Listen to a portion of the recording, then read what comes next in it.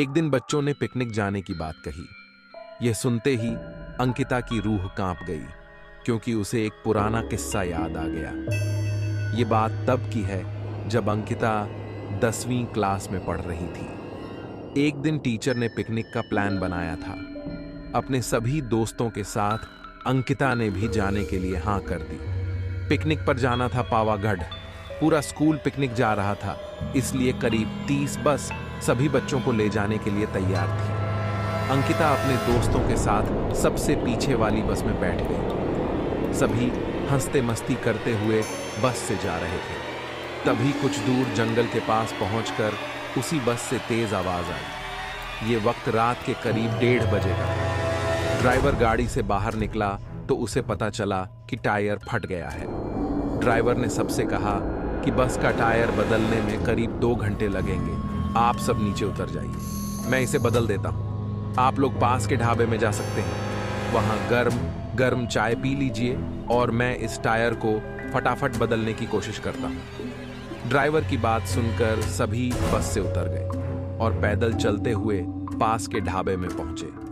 वहां एक बूढ़ा व्यक्ति चाय बना रहा था। इतनी रात को ढाबा खुला हुआ और किसी इंसान को चाय बनाते देख सबको हैरानी हुई। उस बूढ़े इंसान ने कहा, आप सब चाय पी लीजिए, यहाँ अक्सर लोगों की गाड़ी खराब हो जाती है, इसलिए मैं भी अपना ढाबा हरदम खुला रखता हूँ। आप जैसे राहगीरों को कुछ मदद हो जाती है। उनकी बात सुनकर सबने चाय का ऑर्डर दे दिया। उन्होंने कुछ ही देर में सबके लिए चाय बनाकर मेज पर रख दी। चाय पीते हुए अंकिता की आंखें एकदम ढाबे की छत की तरफ गईं।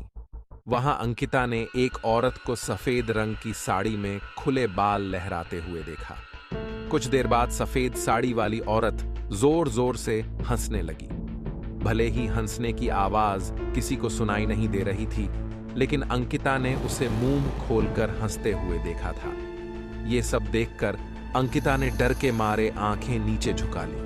कांपते हुए किसी तरह से अंकिता ने चाय दोबारा पीना शुरू ही किया था कि उसी वक्त जोर जोर से किसी के चिल्लाने की आवाज जंगल की ओर से आई। ढाबे में बैठे हुए सभी बच्चे और टीचर उस आवाज को सुनकर डर गए। सबको डरा हुआ देखकर उस बूढ़े इंसान ने कहा कि मैं देखकर आता हूं क्या हुआ है, आप लोग यहीं बैठे रहो। इतना कहकर वो आवाज की तरफ बढ़ गया। तभी एक लड़की को खून की उल्टी लगातार होने लगी। उसको देखकर सबकी हालत और खराब हो गई।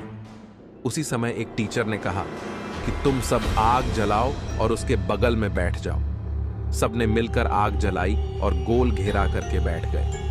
टीचर ने सख्त लहजे में सबसे कह दिया कि अकेले कोई कहीं नहीं जाएगा। वैसे भी सब इतना डरे हुए थे कि अकेले कहीं जाने की हिम्मत हो नहीं रही थी।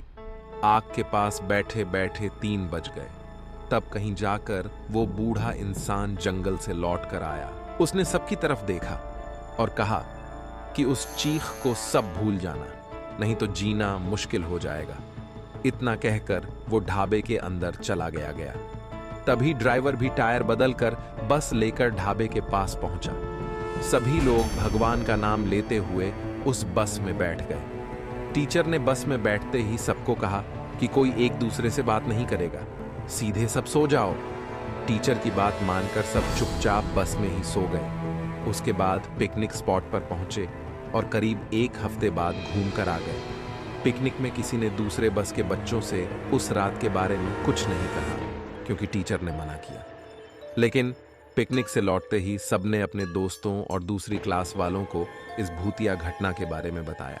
आज पिकनिक का नाम सुनते ही यही भूतिया ढाबे की कहानी अंकिता के मन में आ गई और बच्चों को पिकनिक भेजने से उसे डर लगने लगा। बीती घटनाओं को भूल जाना ही अच्छा है, नहीं तो जीवन भर वो घटना डराती रहती है। दोस्तों, आपको ये कहानी कैसी लगी? हमें कमेंट करके ज़रूर बताएं। अगर आपने अभी तक हमारे चैनल को सब्सक्राइब नहीं किया है तो जल्द से जल्द सब्सक्राइब कर लें। धन्यवाद।